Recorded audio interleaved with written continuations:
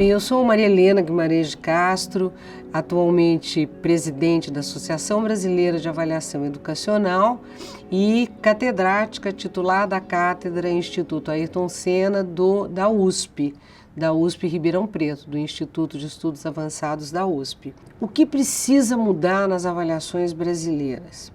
O Brasil teve avanços extraordinários na área de avaliação nos últimos 25 anos. Sistemas de avaliação em larga escala, o SAEB, o IDEB, o Enem, né? Foram avaliações e são avaliações muito importantes para melhorar a educação no Brasil, para subsidiar políticas de melhoria da qualidade da educação básica. No entanto, nos últimos anos, essas avaliações elas acabaram ficando para trás. Não houve nenhum tipo de inovação conceitual, não houve nenhuma inovação metodológica e não houve uma modernização dos instrumentos cada vez mais influenciados pelas novas tecnologias, porque as novas tecnologias elas têm um papel muito grande na melhoria das avaliações no Brasil e no mundo, né? Então eu vejo assim, os principais desafios hoje. Primeiro, o SAEB.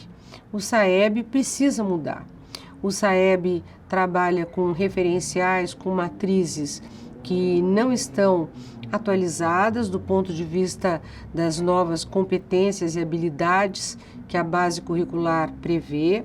Em segundo lugar, o SAEB ainda está preso a um modelo de avaliação com testes de múltipla escolha, poucas perguntas abertas e sem usar as novas tecnologias e sem avaliar as novas competências do século XXI, né? Como a criatividade, o pensamento criativo, a solução colaborativa de problemas e assim por diante, né?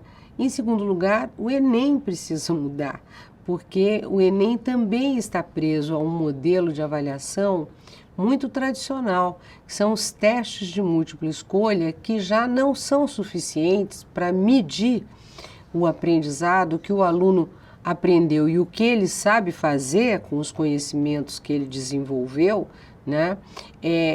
Uma vez que cada vez mais as avaliações do mundo, né? O PISA, por exemplo, da OCDE, avaliações de outros países, eles utilizam tarefas, né? Que os alunos precisam, de fato, demonstrar como é que eles vão resolver um determinado problema com perguntas abertas, usando tecnologias, usando uma plataforma adaptativa, né?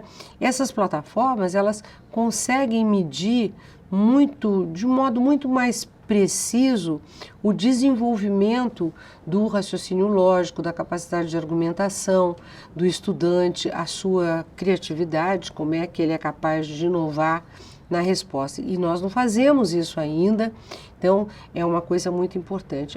Há uma tendência no mundo de avaliar cada vez mais essas competências de modo integrado, né? E isso nós ainda estamos muito longe, tem muito a ser feito para que o Brasil possa acertar o passo com as inovações que acontecem em diferentes países. Bom, os principais gargalos para essas mudanças acontecerem dependem, em primeiro lugar, de uma conjuntura política, de uma governança no Ministério da Educação, de uma equipe aberta à mudança e à inovação. Eu acho que hoje o Ministério da Educação está demonstrando muita abertura para inovar, para introduzir mudanças, para aperfeiçoar as políticas públicas e educacionais, inclusive as avaliações. Agora, além digamos assim, do interesse em inovar, em introduzir mudança, é muito importante, né, que o Ministério da Educação trabalhe com as equipes internas para que as equipes internas entendam a necessidade da mudança, a necessidade de uso das novas tecnologias, a inteligência artificial, questões abertas, etc. Então, eu vejo que você tem dois tipos de problema. Um problema parece que está andando, que é uma nova equipe no MEC muito aberta à mudança. De outro lado, você tem um país as secretarias estaduais e municipais de educação e equipes internas do Ministério da Educação e do INEP, que estão já, digamos assim, acostumadas com o tipo de trabalho que é feito, né, há muitos anos, seguindo modelos tradicionais, etc. Então é preciso trabalhar com essas equipes, envolvê-las, motivá-las, explicar para os estados e municípios a necessidade de mudança e, principalmente, a partir daí, mostrar para os professores que as avaliações precisam mudar, as avaliações formativas, como as avaliações somativas em larga escala. E tem um último ponto, né, que é o gargalo, recursos, né?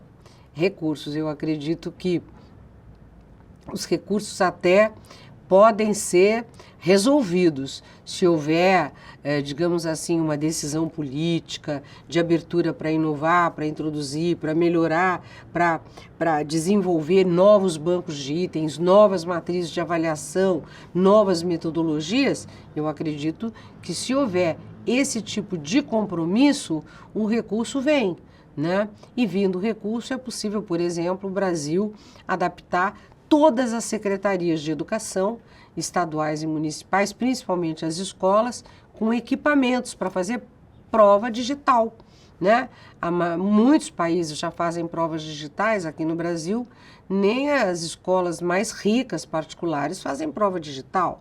E nas escolas públicas, imagina, são 160 mil escolas públicas no Brasil. Como fazer para que todas as escolas públicas brasileiras tenham não só o acesso à internet, como também uma infraestrutura básica que permita aos estudantes fazer provas digitais com tarefas, com exercícios que são capazes de medir a sua criatividade, seu pensamento criativo, sua capacidade de se adaptar a novas situações. Eu acho que é esse o grande gargalo, que não é pouco.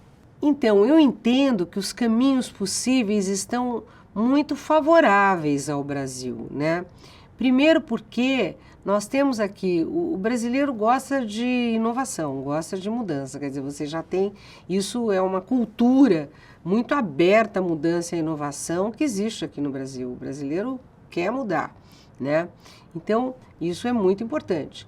Mas eu acredito que o mais importante de tudo é nós nos inspirarmos no que está acontecendo em muitos países que já fizeram o dever de casa, já investiram em pesquisa, uma série de coisas, porque não dá para a gente começar do zero, né? Por exemplo, a OCDE tem muita pesquisa feita, né? O IEA na Holanda tem muita pesquisa feita, nos Estados Unidos, o BID, o Banco Mundial, né? A Unesco, enfim, nós temos que usar o que já existe de pesquisa feita sobre inovação em avaliação educacional e introduzir essas mudanças. Eu acredito que isso está acontecendo, né? Alguns institutos e fundações aqui no Brasil estão investindo nisso e eu acredito que esses investimentos nesse tipo de pesquisa conseguem apoiar e principalmente subsidiar a formulação de projetos inovadores de avaliação educacional no Brasil.